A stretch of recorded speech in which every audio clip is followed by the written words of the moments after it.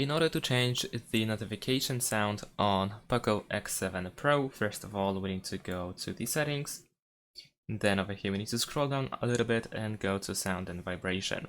And now over here we can choose notifications. We will open the themes app, and over here in the ringtone tab we should be able to choose your local ringtone, so you can choose your own ringtone if you have it on your device, or you can go to pre-installed ringtones, and then over here you can choose notifications. Here you will find the list of all notification sounds that we have pre-installed on our device, and we can tap on the notification sound in order to play it so that we know how it sounds like. We even have some ringtones here as well, so be sure to stick with the notifications section. And you can simply tap on it in order to select the new ringtone, and once you are done, simply go back. And that's it. Thanks for watching, leave a like and subscribe to my channel, and see you in my next videos. Bye!